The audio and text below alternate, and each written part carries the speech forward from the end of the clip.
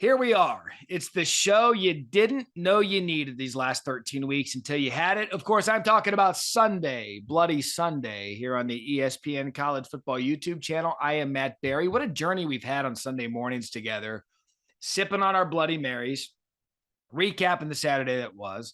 I say it all the time. You either come on here, probably safe to say one of four ways: happy, sad, tired, hungover, or angry. I'll give you five. You get five emotions that you've been able to work through here on Sunday Bloody Sunday. And this has been so much fun as the regular season winds down. I do want to get to the toothpick of happiness real quick because I did a special one for the end of the regular season. Look at that thing. That's prosciutto. Those are cherry peppers, and those are pepperoncinis with a little bit of extra sriracha in there. That's one of the best Bloody Marys I've made all season, so I'm excited to partake in that with you as we recap some of the craziness from the college football Saturday that was. First of all, you know how I like to do this each and every week. I like to start with some cheers. Cheers, Shane Beamer, South Carolina, and the Gamecocks, back-to-back wins against top 10 teams for the first time in school history. That is a cheers if I've ever had one, because that's a rivalry game that's near and dear to my career. I worked in Columbia for 3 years, covered that game extensively when Steve Spurrier and then Tommy Bowden was the head coach. And they hadn't won the Gamecocks against Clemson since 2013. So I thought there was a fun game to watch. It was fun to see what they got building there. It was fun to hear Beamer call out Jesse Palmer after the game. Loved it. Palmer's my guy. He said something on Friday about, Clemson really needed a big win to stay in the playoff push. And Beamer called him out for that after the game. So that's a double cheers for Beamer for calling out my guy, Jesse Palmer, and getting the win. Clemson effectively now out of the college football playoff picture. 2 losses, ACC championship game, now a 3-loss North Carolina team, a 2-loss Clemson team. That's merely going to be for the New Year's Six and ACC championship game or ACC championship. I know people are going to say, well, that means a lot. It does. But when you were a team sitting at 8 on the outside looking in, you needed a win. You didn't get it. And an early cheers to South Carolina for getting the win over their rival Clemson in the Palmetto Bowl. Cheers to Michigan for absolutely bludgeoning Ohio State 45-23. They did so without Blake Corum, which I thought going into the game, we had discussed how big Blake and the injury was to the Michigan running game. He's kind of the guy that makes that go, but Donovan Edwards was the one that was the star towards the end of the game, over 200 yards rushing, 2 back-breaking touchdowns for Michigan. And on the Ohio State side of it, you can't discount Travion Henderson not being in there. Mayan Williams gave it a go, but he wasn't there. They had to go to Chip Trainum, who transferred from Arizona State, who had been playing linebacker, to play some running back yesterday because they were so depleted at running back were Ohio State. And now the conversation is going to be with the Buckeyes.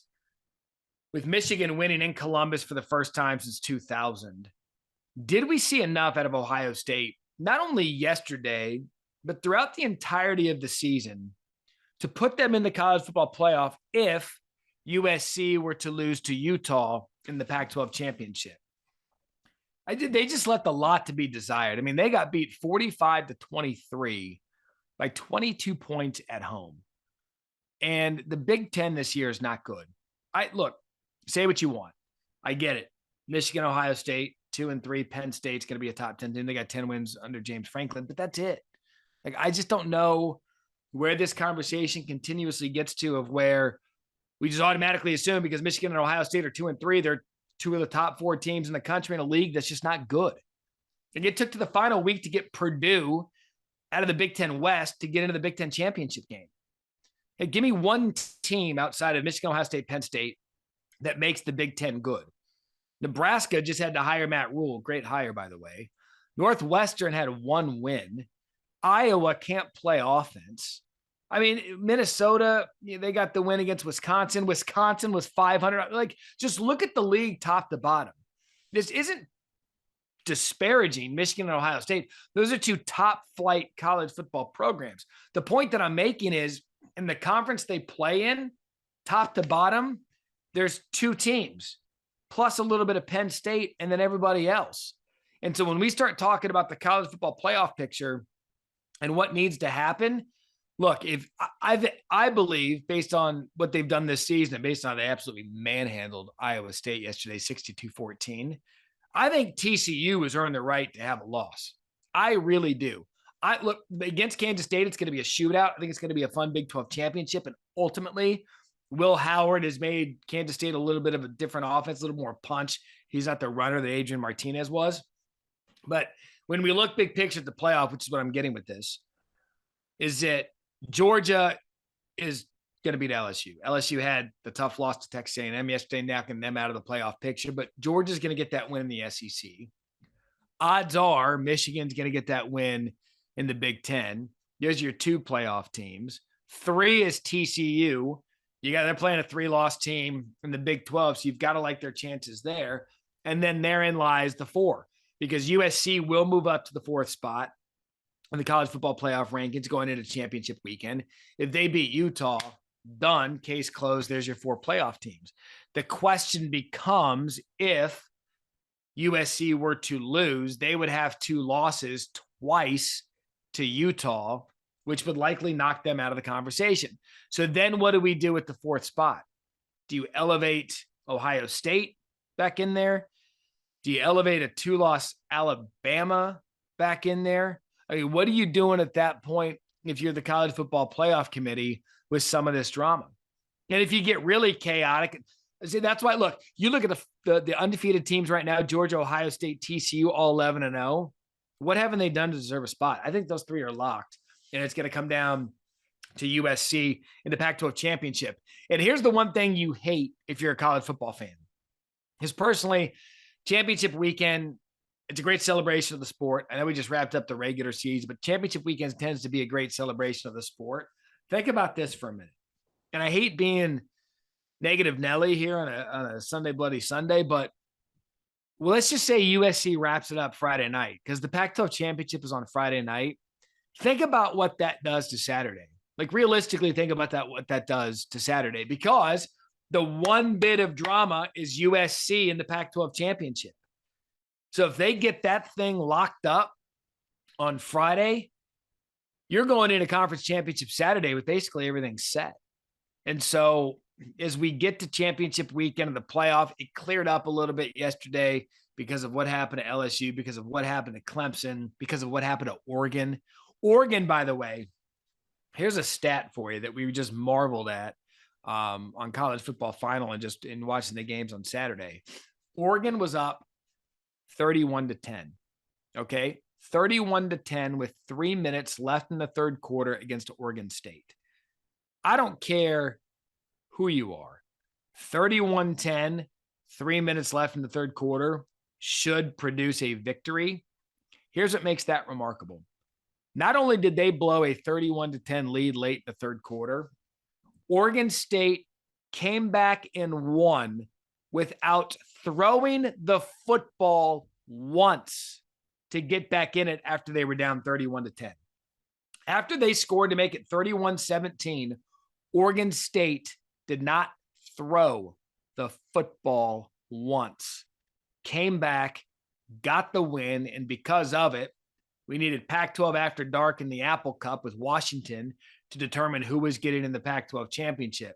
If Washington won, which they did, it was Utah. If Washington lost, it was Oregon, which they didn't. So Oregon's out of the Pac-12 championship race. But that was one of the crazier games yesterday in that afternoon window when they were up 31-10. We had moved on. We're like, great, college football final set. The Big 12 or the Pac-12 championships game is going to be USC Oregon, right? This is going to be awesome. Not to be. Oregon blew that. Washington got the win, so we get a rematch of USC, Utah in the Pac-12 championship. Big Ten championship, I mentioned it, Michigan and Purdue. Purdue under Brian Brom has been known to screw with a couple of top 2 ranked teams. We'll see if they can get it done against Michigan. The SEC championship game, LSU against Georgia. What a disappointing loss for Brian Kelly and the Tigers. I think a lot of people were still questioning their bona fides as a playoff team. They lost to Florida State in the opening weekend, extra point blocked. They got thumped by Tennessee. And then last night against Texas A&M, a team that's really struggled throughout the year to finish the year 5-7. That was kind of an odd situation for them. But all of this is to say their playoff hopes are dashed, and it's going to be Georgia and them in the SEC title. And so, look, there leaves a lot to be desired from a lot of these conference championship games, because I like looking at some of the other, the championship games outside of the Power Five. And I called a couple of their games in the American. Look out for that one. Tulane and UCF at Tulane, a little rematch of that. That's good football there. If you're not paying attention to what Willie Fritz has done this year, start paying attention to them. They finished the season 10-2. They got their first ranked win against a ranked opponent since 1984 by beating Cincinnati on the Friday after Thanksgiving. So start looking at some of these other conference championship games. If the ones that are out there, the Power Five, don't do anything for you, because I could see why some of them you'd look at them and be like, not the greatest matchups. A couple of other bits of news here on Sunday Bloody Sunday as we go through the end of the regular season. Part one, I had mentioned it, Matt Rhule, the new head coach at Nebraska. That is a really, really blue-collar hire if you're Trev Alberts in Nebraska. They went splashy with Scott Frost, the native son, come play offense. Let's make this thing sing.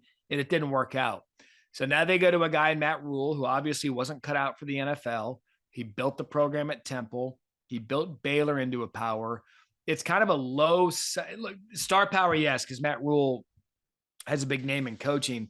But to me, this is more of a substantive hire, and you're getting a guy who's going to build this thing physically and build it up front. And that's kind of what Nebraska needs. They got so enamored by spreading it out and making Nebraska this high-flying offensive team. They're just not going to get the athletes to do that.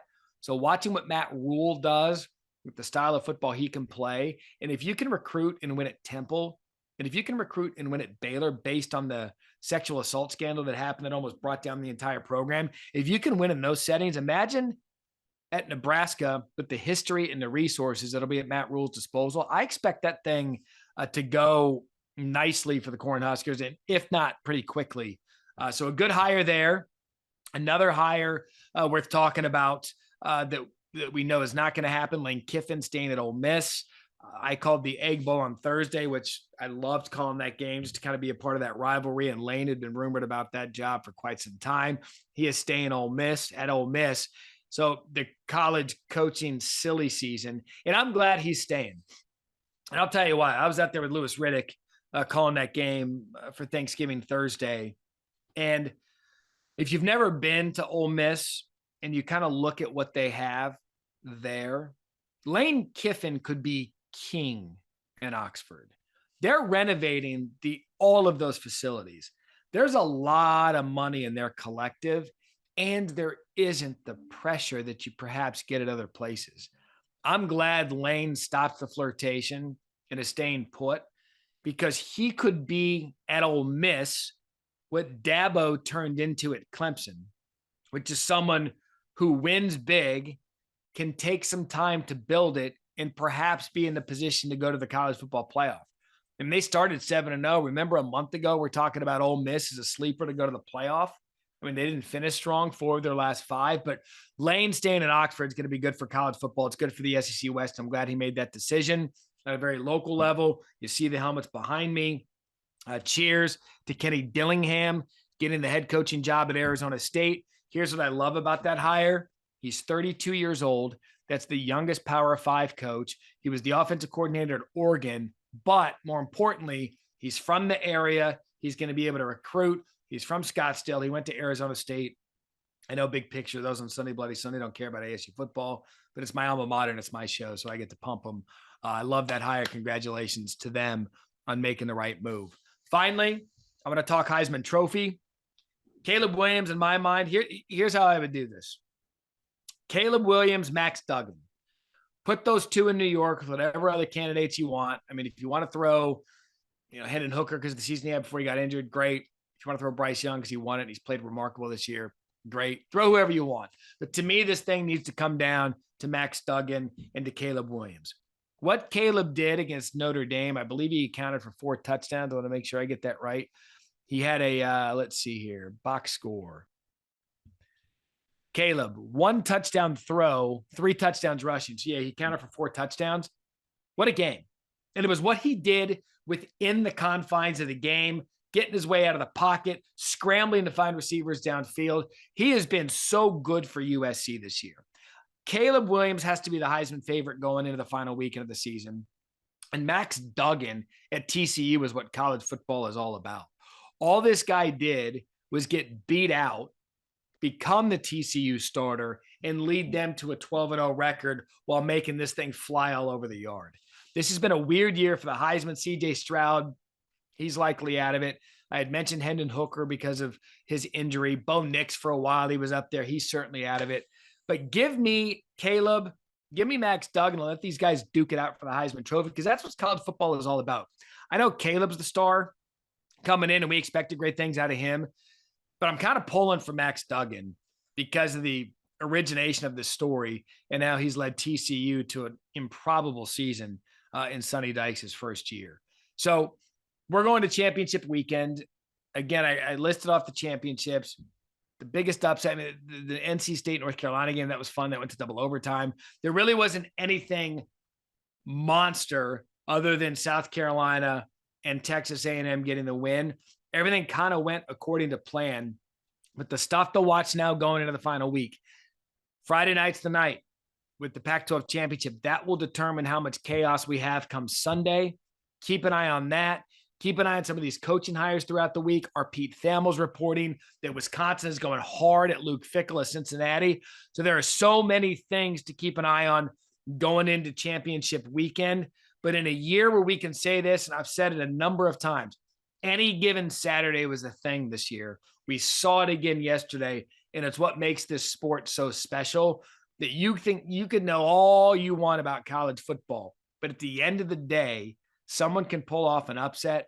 We saw a couple of them yesterday. We now can celebrate some of these division winners and get to championship weekend and crown some conference champions, give some bowl assignments, and talk about the college football playoff as we wrap up what has been an entertaining season in college football. So cheers to those who have made the journey with me. Bloody Marys and fun. We've got one more left. Don't worry. We'll take care of you through the playoff. Enjoy your Sunday. Thanks for watching Sunday Bloody Sunday. Thanks for watching ESPN on YouTube. For live streaming sports and premium content, subscribe to ESPN Plus.